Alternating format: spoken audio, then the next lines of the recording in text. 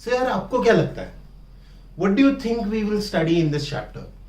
पहला पार्ट जो crystalline solids का था, जहां पे स्ट्रक्चर्स रिपीट हो रहे थे, या नॉन क्रिस्टलाइन जहां पे स्ट्रक्चर्स रिपीट नहीं हो रहे हैं, स्ट्रक्चर चेंज हो रहे हैं, स्ट्रेंथ नहीं है? सोचो सॉलिड मुझे किस काम का है? सॉलिड मुझे सिर्फ एक ही काम का है यार, चीजें बनाने के लिए। उसकी स्ट्रेंथ के वजह से मैं उसको यूज कर सकता हूं इन बिल्डिंग एनीथिंग।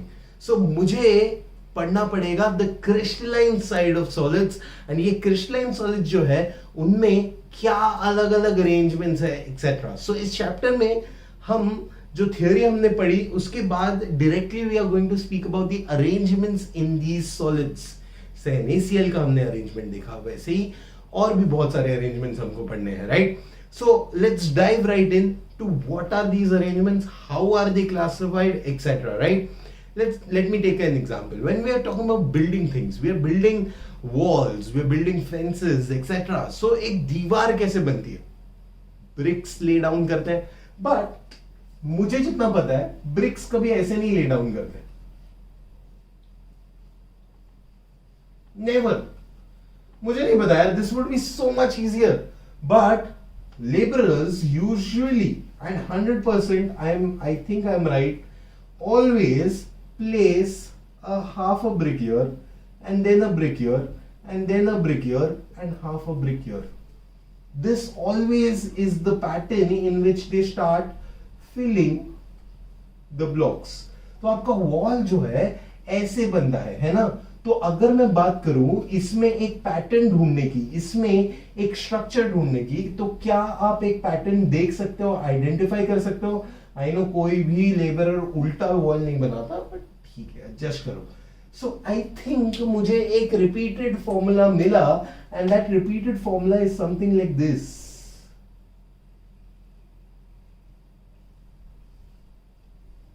यही यहां पे भी रिपीट हो रहा है, यही यहां पे भी रिपीट हो रहा है। So when there is a repeated structure, उसको मैं बोलूंगा कि ये जो है इसको हम लोग ना पढ़ते हैं।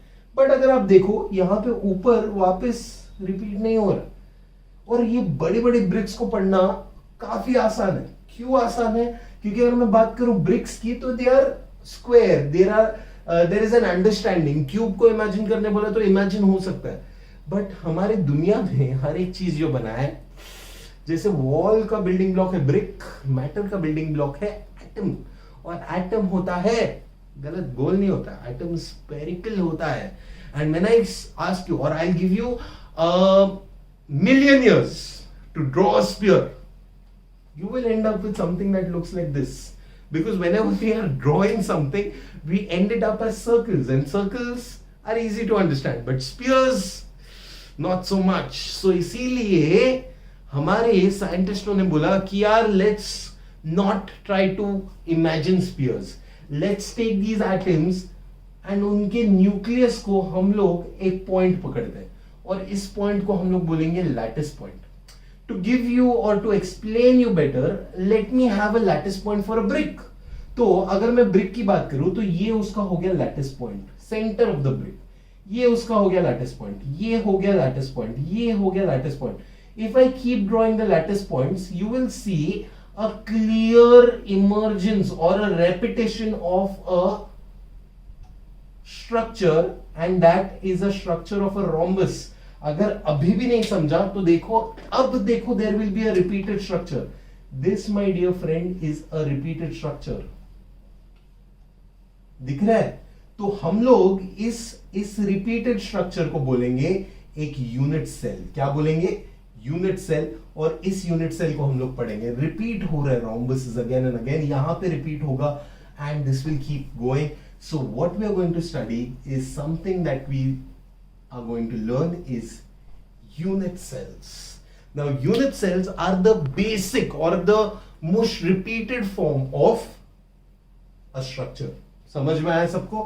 So when we take atoms or spheres, सोचने में डिफिकल्टी होता है, इसलिए हम लोग स्पीयर को पूरा रिडंडेंट रख के सिर्फ एक पॉइंट पकड़ेंगे, और उसको हम लोग पढ़ेंगे एज लैटिस पॉइंट। और जब साइंटिस्ट लोग ने इसको इमेजिन किया और जब उन्होंने उसको पॉइंट आउट किया, so they could see a lot of structures, And the number one person, or the person who started thinking about it or imagining it or arranging these structures, the scientist was called Bravais. And उसके lattices हम लोग पढ़ेंगे. Now there are 14 Bravais lattices, okay? But before we go to lattices, we have to first understand unit cells. तो अब जो unit cells है वो कैसे है? हमको पढ़ने तो Bravais lattices है, but पहले हम लोग unit cells पढ़ेंगे. Now what are the unit cells? There are cubic unit cells. There are tetragonal unit cells. There are orthorhombic unit cells. There are rhombohedral. There is hexagonal. नाम बड़े बड़े अजीब अजीब नाम है, क्या कर सकते हैं, पढ़ना तो पड़ेगा. Then is monoclinic, and lastly there is triclinic. So these are the 7 types of unit cells. अगर मैंने क्वेश्चन पूछा आपको यूनिट सेल कितने टाइप के हैं, तो आपके आंसर आना चाहिए 60 टाइप के हैं. कौन से है 60 type? Cubic, tetragonal, orthorhombic, rhombohedral, hexagonal, monoclinic, triclinic. इसको मैं याद रखता हूं एज सीट और HMT. इतना घटिया कोड क्यों? मुझे पता है इसमें चोर बन सकता है, थॉर बन सकता है, फिर भी मैं सीट और HMT इसलिए पढ़ता हूं क्योंकि इनका नाम से ज्यादा इंपॉर्टेंट है इनकी प्रॉपर्टीज. और प्रॉपर्टीज हम लोग पढ़ेंगे as the sides of this unit cells and the angles of this unit cells. Okay, और यहां पे मैं ट्राई करूंगा ड्रॉ करने की structure of the unit cell. Okay, so sides कैसे होंगे, एक क्यूब का साइड कैसा होगा. ओके, अगर मैं क्यूब की बात करूं तो आपने क्यूब तो देखा है, घर पे डाइस तो होगा. ओके, मेरा डाइस थोड़ा जायंट साइज है, जायंट आदमी के लिए जायंट साइज, राइट. सो यहां पे अगर मैं क्यूब की बात करता हूं तो क्यूब के सारे साइड्स जो है they are always the same. And what do you think the angles of a cube are? Okay, so हम लोग इस साइड्स को, एक लेंथ को बोलेंगे A, ब्रेथ को बोलेंगे B, एंड हम लोग हाइट को बोलेंगे C. So length, breadth and height A, B and C. Now the angles between these would be called alpha, beta and gamma. Alpha, beta and gamma. A, B and C. Alpha, beta, gamma. Let me draw this. Now cube कैसे बनाते हैं? Cube हम ऐसे बनाते हैं, एक square बना दिया, उसके पीछे एक और स्क्वायर बना दिया और इन स्क्वायर्स को जोड़ दिया, बन गया तुम्हारा क्यूब. अब इसमें जो साइड्स है that is A, that would be equal to B, would be equal to C. I am very sure 100%. And the angles would be alpha equal to beta equal to gamma equal to 90 degree. This is the properties that you need to study. अब मैं जानबूझ के इसको ऐसे लिखा है क्योंकि tetragonal में अगर मैं बात करूं तो यहां पे क्या होगा, A equals to B not equals to C.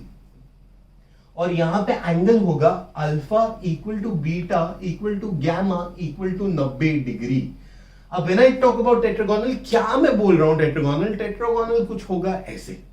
Okay, सो अगर आप ऊपर देखो, ऊपर it's a square and there is a bottom square also, but this height of this cube is stretched. तो अगर क्यूब को ले और थोड़ा खींच ले तो बन जाता है आपका टेट्रागोन.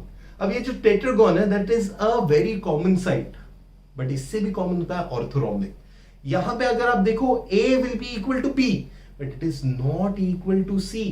But the angles are 90 degree, 90 degree and 90 degree. So alpha beta gamma क्या होगा, अल्फा बीटा गैमा अभी भी होगा 90. सो यहां पे A इक्वल्स टू B कैसे आया, C कैसे आया, आई एम श्योर आपको समझा. क्यूब में बस क्या होगा, ऊपर का स्क्वायर और नीचे का स्क्वायर का size would be same, but ये जो लेंथ है वो बढ़ जाएगी. सो ये जो है this would be equal to this but not equal to this. Okay, I hope आपको समझा. ऑर्थोरोम्बिक में अगर मैं बात करूं तो A not equal to B not equal to C. This is the most common, क्योंकि क्यूब्स नहीं होते ज्यादा, टेट्रागोन्स नहीं होते, ऑर्थोरोम्बिक ज्यादा होता है. जैसे कि आपका TV, flat screen TV orthorhombic, आपका फोन ऑर्थोरोम्बिक, आपका remotes orthorhombic. Most of the cubic और टेट्रागोनल जो भी चीज हम लोग देखते हैं ऑर्थोरोम्बिक होता है. बट मेरे लिए जो फेवरेट मेरा एग्जाम्पल है दैट इज ऑलवेज एक माचिस का तीली, या सॉरी माचिस का डब्बा. अगर मैं माचिस के डब्बे की बात करूं तो यहां पे क्लियर आपको समझेगा that this angle, this line is not equal to this line, A is not equal to B and it is not equal to C.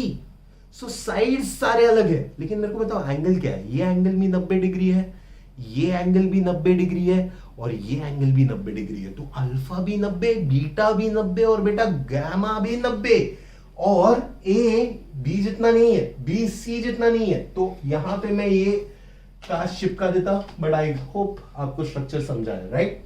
आगे बढ़ते हैं रोम्बोहेड्रल की। रोम्बोहेड्रल अगर मैं बात करूं so it is two rhombuses, okay? Basically cube के बदले अब क्या होगा, रोम्बस शेप होगा and it will be connected to another rhombus. फर्क बस ये होगा that there will be one angle which is not equal to 90. So alpha will be equal to 90, beta will be equal to 90, but there will be one angle which will be not equal to 90. There will be an angle which is not equal to 90. Okay, so A, B, C क्या होगा, same होगा। आपको पता है just a cube, but cube को एक side से दबा दिया है और काइट जैसा है। समझ लो अगर आपने 50 काइट्स साथ में रख दिए तो it would be a rhombohedral structure. A close example would be something like this. Imagine this is the rhombus, बस ये क्या होगा, ये साइड जो है थोड़ा सा बड़ा होगा and that would be called as rhombohedral. Okay, hexagonal की मैं बात करूं तो A equals B equals C, ऐसा मैं नहीं बोल सकता। यहां पे क्या होगा, A would be equal to B। अगर आपको पता है हेक्सागन में ये एंगल और ये सेम होता है, A और B और C सेम होता है, नीचे भी सेम होता है, बस फर्क क्या होगा, ये जो है that would be not equal to the other two. So hexagonal structure है, हेक्सागोनल स्ट्रक्चर के लिए एग्जांपल होगा ये। सो यहां पे A is equal to B, right? A is equal to B, but it is not equal to C. ये height will either be large or it will be small, but A will be equal to B. And what is the angle? चलो बताओ, इसके और इसके बीच का angle क्या है, 90। इसके और इसके बीच का भी एंगल क्या है, 90, बट इन दोनों के बीच का एंगल क्या है, हेक्सागन का प्रॉपर्टी है 120। बढ़िया।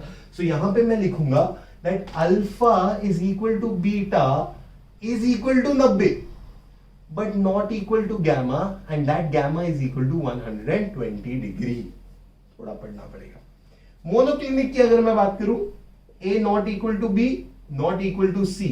मोनोक्लिनिक में mono means one, clinic means an angle, so one angle is not 90, meaning alpha is equal to beta is equal to 90 but not equal to gamma। इसका एक एग्जांपल अगर हम लोग ले तो this is the again the same matches. थोड़ा सा हम लोग मल्टीटास्किंग करते हैं इसके साथ। मैं ये सब पकड़ रहा हूं, अभी देखो इसको मैं ट्विस्ट कर देता हूं। So what happens is this is not equal to this is not equal to C, तो A is not equal to B is not equal to C। A भी अलग है, B भी अलग है, C भी अलग है, बट अल्फा और बीटा का अल्फा एंगल क्या है, 90। ये एंगल भी क्या है, 90, बट ये एंगल क्या है, can you see there is an obtuse angle. So इसीलिए क्या हो जाता है, अल्फा 90 होता है, बीटा 90 होता है, बट गामा 90 नहीं होता, and that is your monoclinic. Triclinic में बस ये होगा, alpha not equal to beta not equal to A is not equal to B not equal to C and alpha is not equal to beta is not equal to gamma is not equal to 90। Basically यहां पे कुछ same नहीं होगा, मतलब अजीबोगरीब structure, something like this.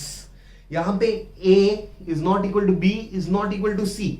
यहां पे कोई भी एंगल 90 नहीं है। अगर मैं बात करूं ऐसे, ओके, सो अगर मैं ऐसे रखूं तो ये वाला एंगल भी 90 नहीं है, आपको दिख रहा है, ये एंगल भी 90 नहीं है।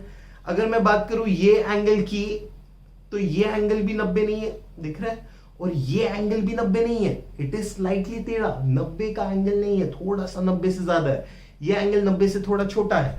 सो आपके तीनों एंगल्स भी अलग है, तीनों साइड्स भी अलग है।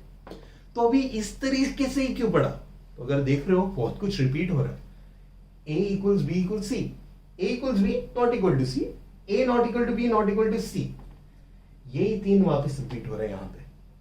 Got it? वैसे यहां पे alpha beta gamma 90, alpha beta gamma 90, alpha beta gamma 90, यहां पे alpha beta 90, alpha beta 90, alpha beta 90, gamma not 90, gamma not 90, gamma not 90। बस हेक्सागन के लिए एक्स्ट्रा क्या याद रखना पड़ेगा, 120।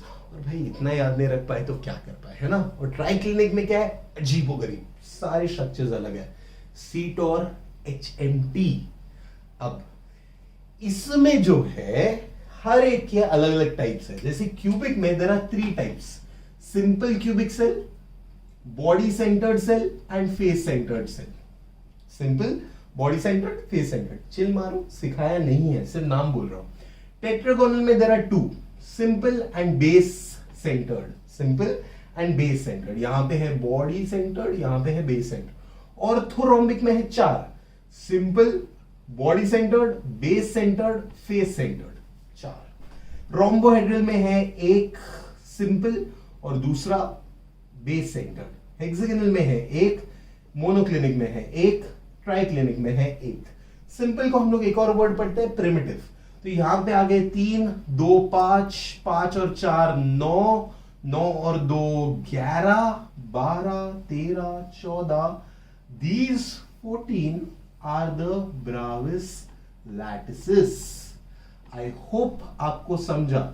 अब ये ब्राविस लैटिसेस क्यों बुलाए जाते हैं, क्योंकि ये स्ट्रक्चर के 3 ब्राविस ने किए, ये स्ट्रक्चर के 2 ब्राविस ने किए। सो ब्राविस was the one who thought about these unit cells in 3 different parts, in 2 different parts. So that is why they are called Bravais lattices. So important differentiation, unit cell कितने होते हैं, 7, Bravais lattice 14। बहुत बढ़िया, मिलते हैं next video में।